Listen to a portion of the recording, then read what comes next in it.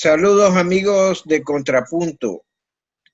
Hoy queremos entrevistar a Roberto Cañas, eh, sobre todo para que nos hable de la coyuntura nacional y ahora a final de este año.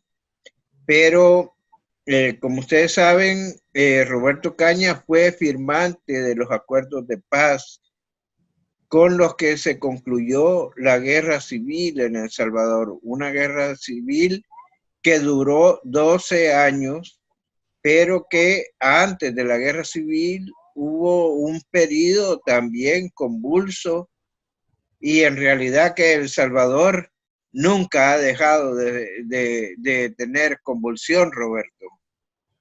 Sí, ¿qué tal? Qué bueno saludarte, Juan José, en este viernes. Mira, varias cosas. En primer lugar, sí, ciertamente la etapa final del conflicto armado fue de 1980 al 92, pero verdaderamente ayer justamente estaba celebrando que en 1980 se dio el primer encuentro de unidad que se llamó la Troika, que después convirtió en la DRU. Eso es la unión del Partido Comunista, la FPL y la Resistencia Nacional que dio origen a lo que después fue el FMLN histórico. Pero para hablar de lucha armada, tú conoces igual que yo, que tenemos que empezar a hablar desde el surgimiento de la FPL en 1970, en abril, y de la RN después en 1972. Así que, claro, la fase final, digamos, del conflicto armado duró 12 años. Y es importante rememorar esa gesta, pues, porque no es poca cosa. Hay 75, 80 mil muertos, 8.000 personas desaparecidas. Es un fenómeno que no podemos obviar. Eh,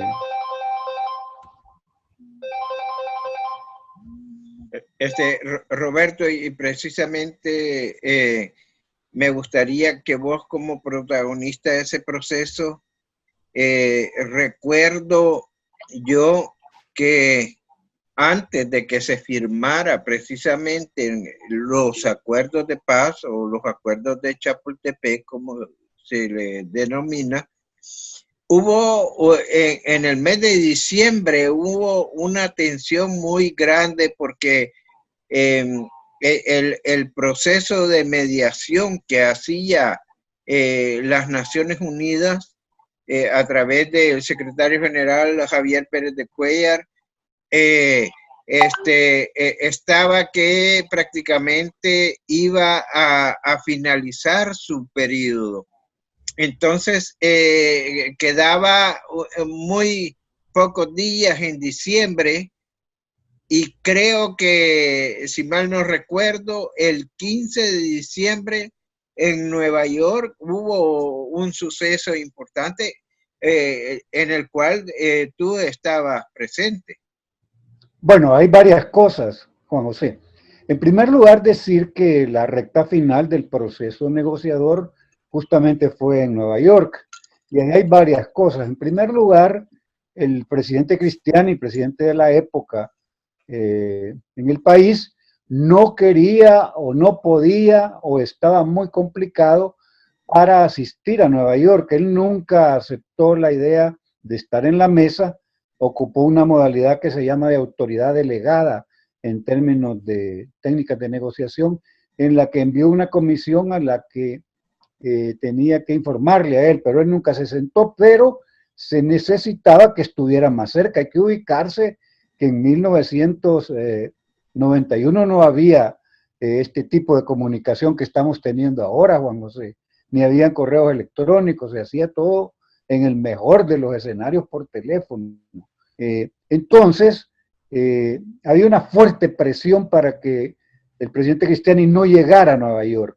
Pero ahí se sucedió una cosa, como dicen en el cine, detrás de escena, que explica. El presidente Salinas de Gortari le envía el avión presidencial a Cristiani, aterriza en el aeropuerto y le dice al presidente Cristiani, mire, aquí le envío mi avión presidencial personal. para que usted pueda asistir a Nueva York, a la parte final. Y obviamente a un presidente no se le puede decir que no, y mucho menos cuando ha enviado su avión. Así que eso de alguna manera contribuye pues a que Cristiani llegue a la fase final de la negociación y esté en un hotel cercano a las Naciones Unidas. En segundo lugar, bien dices que cuando llegamos al 31 de diciembre de 1991, los acuerdos estaban lejos de completarse. Entonces también otra vez esto para la historia no se conoce mucho. Hay una técnica de negociación también que se llama quitar el reloj, apagar el reloj. ¿Qué quiere decir eso? Que para todos los efectos la negociación terminaba a las 12 de la noche del 31 de diciembre de 1991. Llegó Pérez de Cuellar con su señora a despedirse al piso 38 de Naciones Unidas y era compadre hablado de que él se despedía y quedaba pues detenido el reloj para evitar de que empezáramos prácticamente otro proceso con un nuevo secretario general que a saber quién iba a ser y cómo iba a ver el proceso. Eso a nadie le convenía, más en el momento en el que estaba discutiéndose temas todavía ¿no? como neurálgicos de la negociación, y para todos se pensó de que en la medianoche del 31 de diciembre del 91 se paró todo y se hizo el anuncio. A mí me tocó por parte del FMLN hablar a las radios locales en El Salvador y decirles, miren, la paz se acaba de firmar. Eso era para los efectos, digamos, de prensa y del público, pero para nosotros tuvimos que quedarnos ahí 15 días más. Llegamos a la Ciudad de México el 15 de enero como zombies, dormíamos diariamente 2, 3 horas. Álvaro de Soto se dormía en la mesa, igual que todos nosotros, de estar negociando, y se dividieron las mesas. Así que sí, ciertamente es para recordar ese momento tan dramático de la 12 medianoche del 31 de diciembre del 91, Juan José. Roberto, para vos que fuiste protagonista de ese hecho, de esa negociación, cuesta ahora creer que los acuerdos de paz realmente trajeron la paz a El Salvador. Hemos tenido unos años de terrible violencia delincuencial, convulsión política, y un descalabro del sistema de partidos políticos en El Salvador. A tal punto de que en la actualidad hay voces que creen que los acuerdos de paz no fueron realmente un acontecimiento importante para el país. Pero a mí me gusta ver la historia tal como es.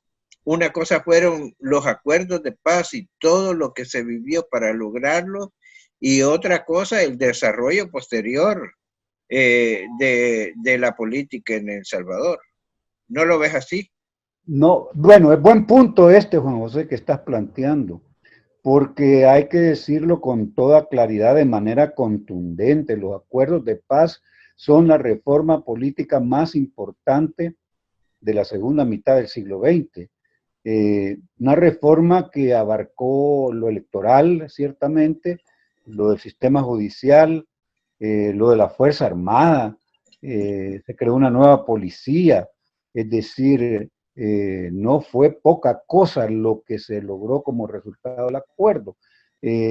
Nada de lo que hoy se ha logrado en términos electorales, ni la alternancia, ni los gobiernos que sucedieron después de la negociación se hubieran podido concretar si no se hubiera dado la reforma electoral, por decir algo, vaya. Claro, hoy muy pocos se acuerdan del Consejo Central de Elecciones, que era el Consejo Central del Fraude. nadie se acuerda de cómo se hablaba en clave de que estaban cocinándose los tamales o que aparecían en las aceras de los lugares cercanos a los centros de votación, los votos, las papeletas. Así que el logro de poder realizar elecciones más o menos o bastante más limpias y libres que las que se dieron en todas las décadas anteriores a la firma del Acuerdo de Paz es inocultable. El hecho de que se cambió el sistema de seguridad pública y desaparecieron la Guardia Nacional, la Policía de Hacienda. Bueno, tú que estuviste en un sistema penitenciario del país, sí sabes, no te puedo yo estar dando historias de lo que significaban los cuerpos represivos en la década de los 80 y que termina todo esto en el 16 de enero de 1992, pues. Es decir, desaparecerla parece poca cosa que la Guardia Nacional, que la Policía de Hacienda, que la Policía Nacional hayan desaparecido, que se haya podido reformar la Constitución. Hoy justamente hay un grupo que está discutiendo cómo se va a reformar y nadie pensaba que como resultado de los acuerdos de paz se reformaría la Constitución. Pues sí, se reformó y me recuerdo porque ya va a terminar esta legislatura hoy en El Salvador, el último día de abril, y como nosotros también vimos con gran preocupación la finalización de la legislatura de la época para que se pudiera primero aprobar, para que la otra legislatura ratificara reformas constitucionales que le dieron una nueva misión a la Fuerza Armada, que propiciaron la creación de la Policía Nacional Civil, que le dieron un giro a la Corte Suprema de Justicia, cambiaron, por ejemplo, los tiempos de elección de los magistrados de la Corte Suprema de Justicia, 9 años, para que no coincidieran con las elecciones presidenciales, de tal manera que no fuese producto de la voluntad del inquilino de casa presidencial, quiénes y cómo trabajarían los miembros de la Corte Suprema de Justicia.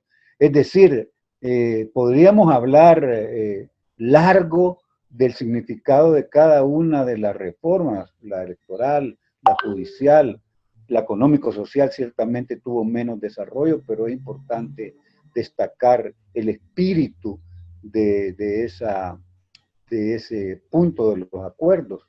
Así que, sí, dime. Yo entiendo y precisamente era quererte oír tu apreciación sobre la importancia que tuvieron los acuerdos de paz. Pero sinceramente hay quienes tratan de banalizar los acuerdos y sus resultados. Pero viéndolo a la distancia del tiempo que ha transcurrido, Roberto, no se puede negar que en este país siguen sucediendo cosas como que si los acuerdos no hubieran tenido sustento. Hay gente que, por ejemplo, expresa y se ve el hecho de que en este país todavía los militares tienen un enorme poder. La Policía Nacional Civil ha caído también en situaciones problemáticas. La politización o partidización de los sistemas democráticos de control subsisten. Entonces, es difícil hacer como una evaluación del desarrollo de la democracia en El Salvador. Bueno, vamos por partes. Hay varios planos dentro de lo que tú estás planteando. Un primer plano es lo que se acordó. Eso es una cosa. Otro plano es lo que se ha cumplido a lo largo de los años. Otro aspecto es el tipo de paz que se logró como resultado de la firma del acuerdo. Vamos por partes porque esto hay que irlo viendo despacio. Número uno, una cosa es lo que se firmó, que tiene un profundo significado en términos de reforma política, no tanto en términos de reforma económica, pero que cambió el país, es decir, la alternancia, es decir, ese fenómeno que es tan normal, acabamos de ver en los Estados Unidos, pues, que ya un presidente tiene que dejar la Casa Blanca en enero y va a ser cumplida ese fenómeno tan natural de las democracias que es la alternancia. Eso era impensable antes de la firma de los acuerdos de paz, la alternancia en el gobierno.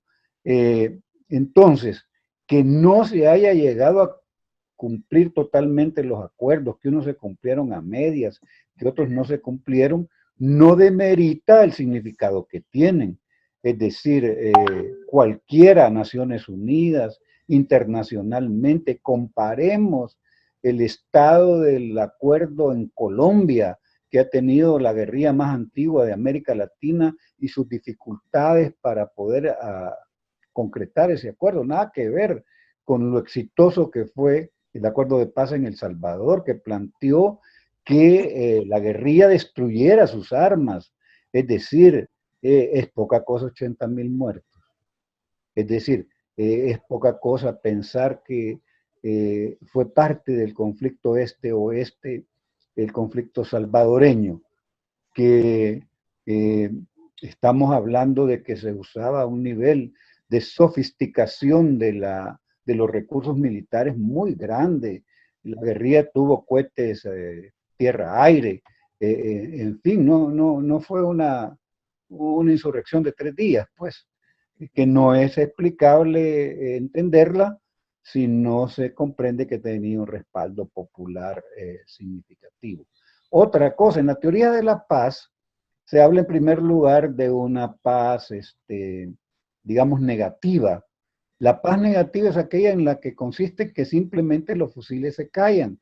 Pues justamente en El Salvador se callaron los fusiles, y no eran pocos fusiles los que habían. Pensemos en cuántos elementos se redujo la Fuerza Armada, cuántos fusiles tenía el FMLN. De ese primer tipo de paz estamos hablando logrado cuando se dio el cese al fuego, cuando el FMLN destruyó, porque hay gente que sostiene que entregó las armas. ¿Cuál entregar las armas? Y eso lo discutimos en el sentido que un ejército victorioso, como fue el FMLN, que controló una importante parte del territorio nacional, para verla de qué estamos hablando en términos de envergadura militar y de control territorial del conflicto, no podía, si no había sido derrotado militarmente, entregar las armas.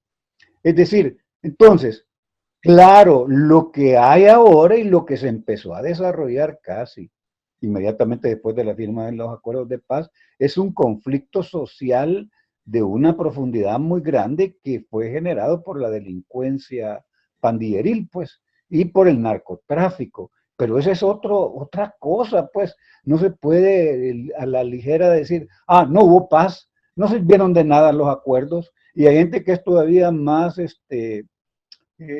temeraria de decir, estábamos mejor antes de la firma de los acuerdos de paz. Pues no conocieron a las cárceles salvadoreñas antes de los acuerdos de paz, o fueron perseguidos por la Guardia Nacional o la Policía de Hacienda.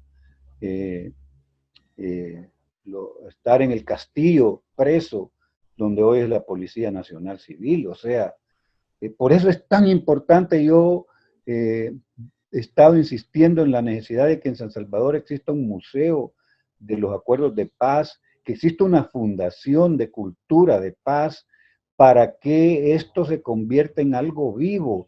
Primero por la historia, porque nos da un sentido de identidad, un sentido de pertenencia, venimos de eso, de un periodo desde 1930 de dictadura militar, donde cuando vemos el listado de presidentes que gobernaron el país, desde el general Martínez hasta Duarte, que digamos que es cuando comienzan a aparecer más permanentemente presidentes civiles, aquí habían una dictadura militar, pero completa, pues con todas las características, como parecida a la de cualquier país de nuestra América irredenta.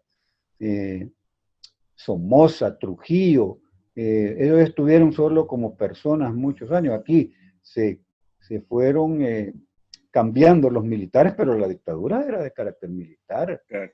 No, Correcto, Roberto. Quizás la última pregunta para concluir esta reflexión grande. Yo siento que ha fallado mucho en el sistema educativo para impulsar realmente el conocimiento de la historia de El Salvador. Siento yo que aquí, por ejemplo, los jóvenes conocen poco de lo que fue la dictadura del general Martínez, conoce poco de la lucha que significó derrotar esa dictadura y después las luchas posteriores en contra de del militarismo en este país y que al final terminó en una guerra. ¿Por qué crees que después de los acuerdos de paz el estudio de la historia no ha sido tan importante como para que los jóvenes se sientan también empoderados y sientan que los acuerdos de paz es algo que se tiene que defender, no a los protagonistas, sino que defender ese proceso tan importante? sí, fíjate que ahí, vaya, por ejemplo, a nivel del currículo de la secundaria, aquí sí se ha introducido, digamos, algunos elementos y para muchos estudiantes es una clase aburrida de sociales, el tema de los acuerdos de paz, pero además hubo un intento legislativo de buscar la manera de mejorar el tema del estudio de la historia. Y aquí hay una cuestión vetusta que se llama moral, urbanidad y cívica. Se reformó y se ha tratado de cambiar el contenido de esa materia que estudiamos y estudiaron nuestros padres y abuelos quizás en la secundaria. Y hoy para un poco disimular en el mundo de los docentes de secundaria le llaman MUSI, como los estudiantes y los docentes están acostumbrados a decir las cosas en chiquito. MUSI quiere decir moral, urbanidad y cívica. Entonces no se dice moral, urbanidad y cívica, sino que se dice vamos a llevar elementos de la materia que se llama MUSI, así como dicen mate o cualquier otra materia en chiquito, así somos. Entonces, en grande, yo diría que el corolario de todo este esfuerzo es la cultura de paz. Es decir, mientras no se interiorice desde la más corta edad hasta la adultez y en los barrios, en la prensa, en la familia, la búsqueda de resolver los conflictos no sea por la violencia, sino se utilice métodos alternos de dialogar, negociar y buscar mediación para resolver los problemas, va a ser muy complicado. Así que yo diría que a nivel de la currícula de los estudiantes de El Salvador debe existir un cambio importante de los contenidos.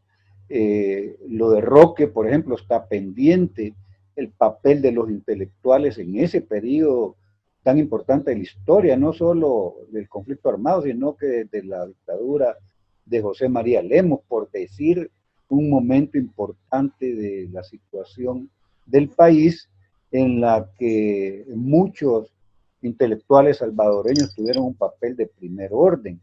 Y quien no conoce la historia, pues es un pueblo sin identidad, sin sentido de pertenencia, sin alma. Es muy importante.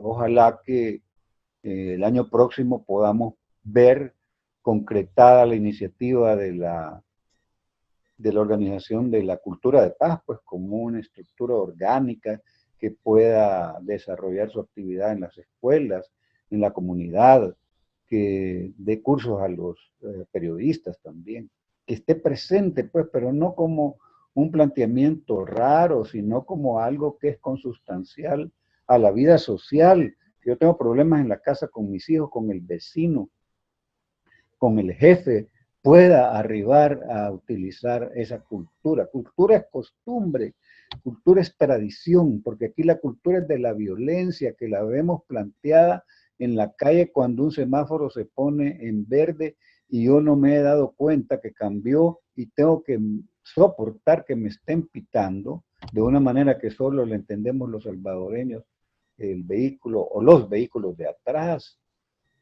A veces una mirada ocasiona un pleito, o sea, nuestra sociedad es violenta ciertamente, pero ese es otro producto que hay que resolver a través de distintos aspectos. Correcto.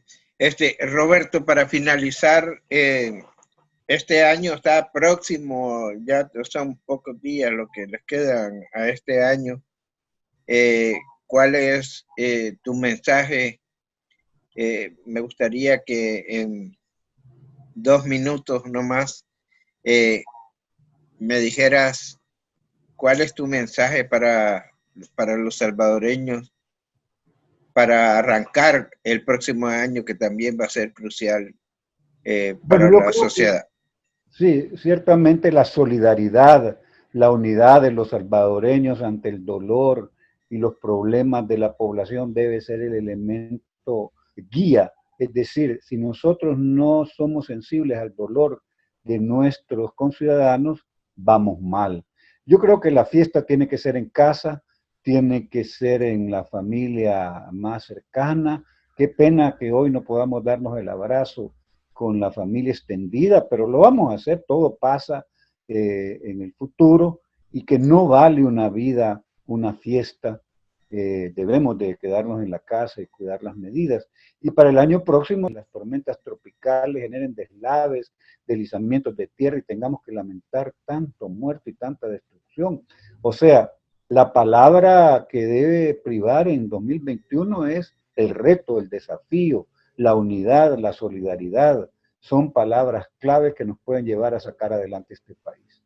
Correcto, Roberto. Te damos las gracias y de hecho te mandamos un abrazo anticipado navideño.